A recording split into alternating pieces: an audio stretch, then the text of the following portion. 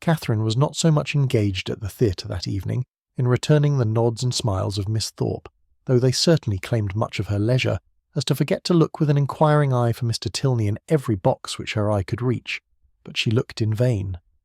Mr. Tilney was no fonder of the play than the Pump Room.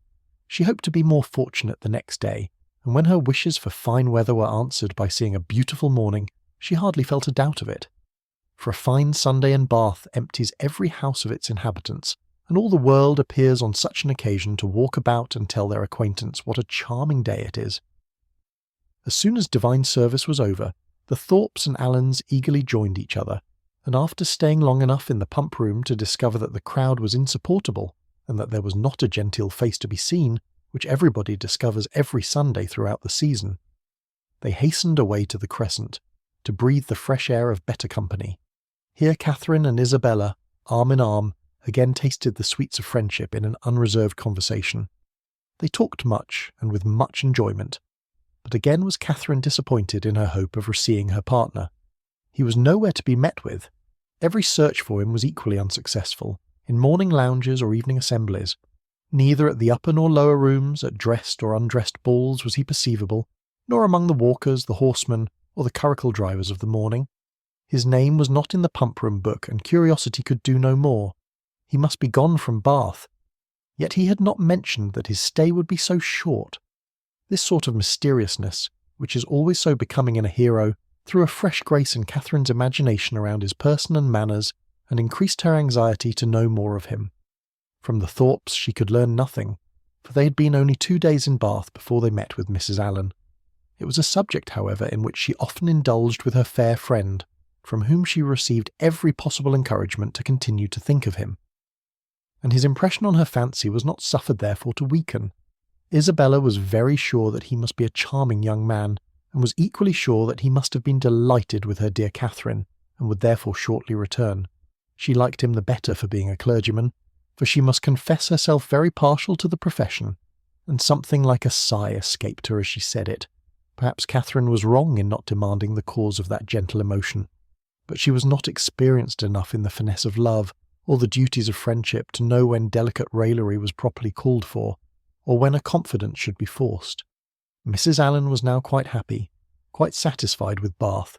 She had found some acquaintance, had been so lucky too as to find in them the family of a most worthy old friend, and as the completion of good fortune had found these friends by no means so expensively dressed as herself. Her daily expressions were no longer, "I wish we had some acquaintance in Bath." They were changed into, "How glad I am we have met with Mrs. Thorpe," and she was as eager in promoting the intercourse of the two families as her young charge and Isabella themselves could be, never satisfied with the day unless she spent the chief of it by the side of Mrs. Thorpe in what they called conversation, but in which there was scarcely ever any exchange of opinion, and not often any resemblance of subject, for Mrs. Thorpe talked chiefly of her children, and Mrs. Allen of her gowns. The progress of the friendship between Catherine and Isabella was quick as its beginning had been warm, and they passed so rapidly through every gradation of increasing tenderness that there was shortly no fresh proof of it to be given to their friends or themselves. They called each other by their Christian name, were always arm in arm when they walked, pinned up each other's train for the dance, and were not to be divided in the set. And if a rainy morning deprived them of other enjoyments, they were still resolute in meeting in defiance of wet and dirt, and shut themselves up to read novels together.